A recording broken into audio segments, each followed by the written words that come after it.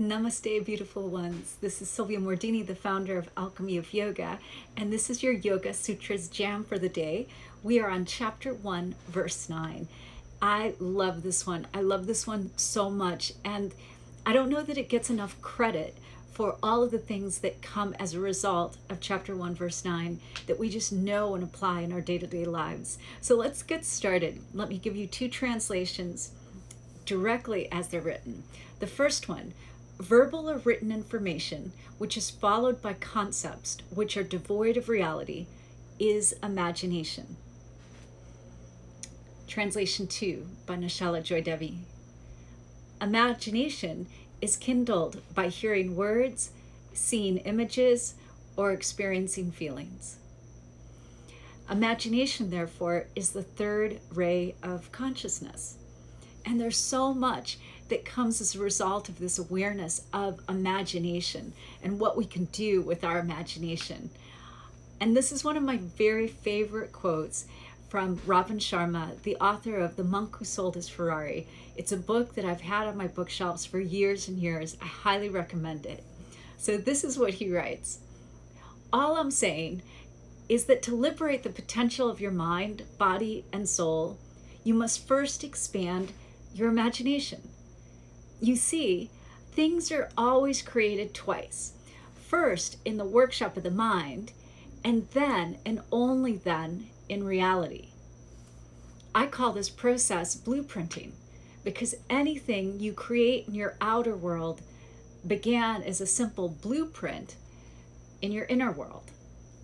This is exactly what the yogis are saying in chapter 1, verse 9. Can you feel me on that? It is so, so potent. Or in other words, and many of you have probably come to know that I'm an Einsteinian lover. And the difference, like one of the key differences for me, Einstein versus Newton, is Newton, his one of his concept was, if I see it, I believe it. You know, like the apple falling from the tree. If I see it, then I believe it. But Einstein, if I believe it, then I see it. So what the yogis believed from the sutra is that we create our own reality. We create our world from the inside out. The world is not created on the outside in. And so this is a big aha moment. Like once I learned this, it changed everything for me fundamentally. I realized that I could no longer do blame storming. I couldn't blame the situations, things, or people around me. I had to take responsibility because I was ultimately in control.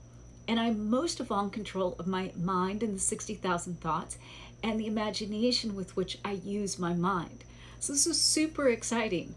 So one of the things that is really interesting about this, again, let me just tell you a little bit more about Einstein because I love this.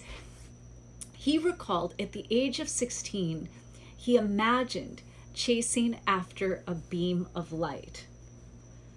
Oh my goodness, all the star seeds and all the indigo children and all the light workers out there like, yes, I did that too. Well, you were in good company. So he recalled he imagined chasing after a beam of light and that the thought experiment had played a memorable role in the development of special relativity. Isn't that the coolest explanation of imagination? He had a thought experiment. I can't even tell you like how much that charges me up. It's so, so fascinating. I have thought experiments all the time as I tap into my imagination. But I also want you to consider that we can use the imagination for unpleasant stuff too. So has it ever happened to you that you imagine something terrible was happening or was going to happen, and then it totally didn't, right? And I remember more than once, I was in Costa Rica teaching my teacher training, and in the late afternoon, I went for a walk trekking the river. And then dusk started to turn dark.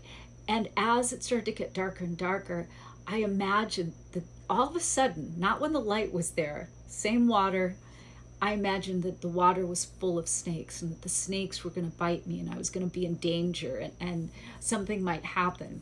So I totally used the power of my imagination to create an unpleasant emotion because my body got tight, I got worried, my breath started to like get altered, like, like, and then that just made it worse because our thoughts create the emotional landscape that we're experiencing. Do you feel me on that?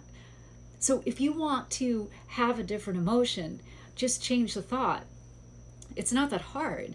You're the one in control of your mind. So you don't want to feel that way, then stop feeling that way by creating another thought through your imagination. Tell yourself a different story, right? Like, it's just that easy. So I had to come back in that moment. I'm trekking the river, it's getting darker and darker and darker, and I'm like, oh my God, there's snakes. And then my mind just like literally it went off. I'm like, it's not only snakes, but it's going to be like Jurassic Park, level snakes, and I'm going to be eaten alive. And I start running as fast as I could in a river full of rocks, but it just made me more and more nervous. But I saw it, and after a while I had to just be like, okay, it's just my imagination. And from there, I could do something. I could change the way I felt. The tenor of all of it, like, adapted following my thoughts. You can imagine the best.